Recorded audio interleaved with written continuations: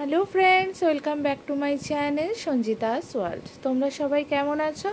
আশা করি অনেক ভালো আছো, আমরাও ভালো আছি। আজকে তোমাদের জন্য একটা চটপট হওয়া রেসিপি নিয়ে এসেছি, গলদা চিংড়ির রেসিপি, কিন্তু খুব চটপট হয়ে যাবে কোনো খাটুনি ছাড়াই।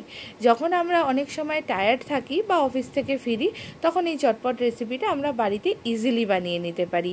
কারণ টায়ার্ড থাকলে কিন্তু তখন রান্না করতে ইচ্ছে হয় না, তখন আমরা বাইরের ফুড অর্ডার করে দিই। কিন্তু অর্ডার না করে যদি তোমাদের বাড়িতে চিংড়ি থাকে, ছোট হোক, মাঝারি হোক, বড় হোক, তোমরা চটপট এই রেসিপিটা করে নিতে পারবে। তার জন্য কি করতে হবে, ভিডিওটা শুরু থেকে শেষ অবধি দেখতে হবে, স্কিপ না করে।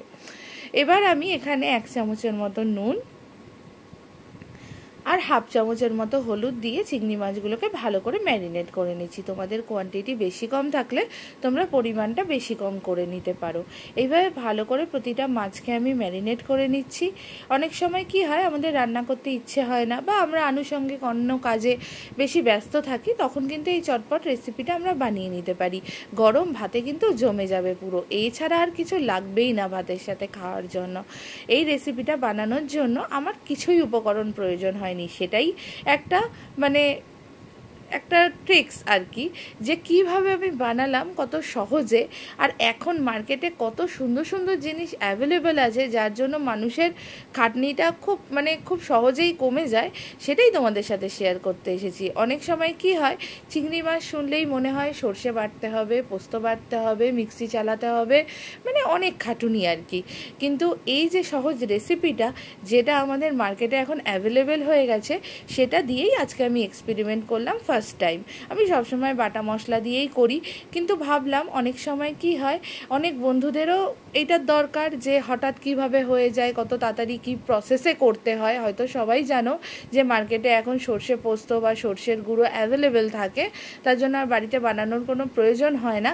কিন্তু সেটা স্বাদে কেমন হয় বা কিভাবে ব্যবহার করতে হয়, সেটা হয়তো অনেকেই জানো না।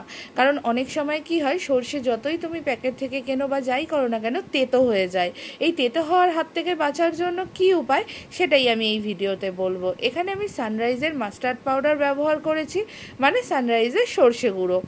এবারে এটাকে আমি দেখো একটা বাটির মধ্যে ঢেলে নিচ্ছি। পুরো সর্ষে গুঁড়োটাকে আমি এখানে বাটির মধ্যে ঢেলে নিয়েছি।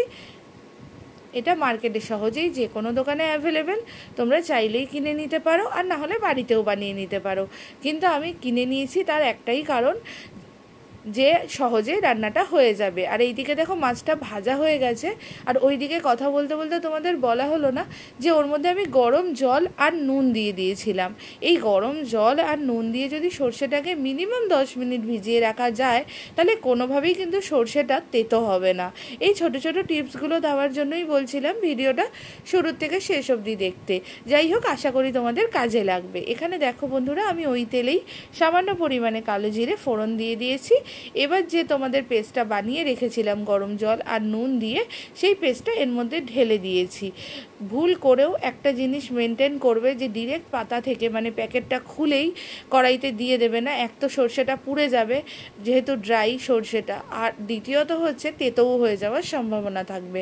আমি যেভাবে করলাম সেভাবে করো, আশা করি অনেক বেশি ভালো লাগবে। আর নিজের পার্সোনাল অভিজ্ঞতা থেকে বলছি যে খেতেও দুর্দান্ত হয়েছিল। আমি কালকেই বাড়িতে এই রেসিপিটা ট্রাই করেছিলাম। এখন আমি সামান্য পরিমাণে নুন, হলুদ আর 1 চামচের মতো লঙ্কার গুঁড়ো দিলাম। এগুলো স্বাদ অনুযায়ী দিও। আর হাফ চামচের মতো চিনি দিয়েছি। আর নুনটা অবশ্যই কম দেবে, কারণ যেহেতু আমরা সর্ষেটা ভিজিয়ে রাখার সময় নুন ব্যবহার করেছি। এবার সর্ষেটা যখন ফুটে এসেছে, সামান্য তেল ছেড়ে দিয়েছে, আমি ভেজে রাখা চিংড়ি মাছগুলোকে এর মধ্যে দিয়ে দিলাম। এবার ভালো করে সর্ষের সাথে মিশিয়ে 5 থেকে 7 মিনিট ভালো করে হাই টু মিডিয়াম ফ্লেমে আমি এটাকে ভালো করে ফুটিয়ে নেব, যাতে মাছের মধ্যে পুরো গ্রেভির রসটা ঢুকে যায়। চিংড়ি খুব শক্ত মাছ, আর গলদা চিংড়ি বিশেষত একটু শক্তই হয়, তাই একটু বেশিক্ষণই আমাদের ফুটিয়ে নিতে হবে। দেখো বন্ধুরা, আমি মোটামুটি 10 মিনিট ঢাকনা দিয়ে ফুটিয়ে নিয়েছিলাম। এবার ঢাকনা খোলার পর দেখো কত সুন্দর তেল বেরিয়ে গেছে। আমাদের মাছ কিন্তু হয়ে গেছে। তোমরা চাইলে আরেকটু ড্রাই করে নিতে পারো, কিন্তু আমরা ভাতের সাথে শুধু এটা দিয়েই খাবো, তার জন্য আর খুব বেশি ড্রাই করলাম না। এটা একটু ঠান্ডা হলে আরেকটু ড্রাই হয়ে যাবে। এবার তোমাদের প্লেটিং করে দেখাচ্ছি। দেখো আমি এই মাছগুলোকে প্লেটিং করে নিয়েছি। কি সুন্দর লাগছে না বলো? দেখতে যতটা সুন্দর হয়েছে, খেতেও ততটা সুন্দর হয়েছে। আমার কথা শুনে একবার বাড়িতে ট্রাই করে দেখো, আশা করি তোমাদের ভালো লাগবে। আর আমায় কিন্তু ফিডব্যাক কমেন্টে জানাতে প্লিজ ভুলে যেও না। আর হ্যাঁ বন্ধুরা, আমার চ্যানেলটাকে প্লিজ সাবস্ক্রাইব করে দিও, ভিডিওগুলো দেখে লাইক করো যদি সামান্যতমও ভালো লাগে, আর পরের ভিডিওর জন্য অপেক্ষায় থেকে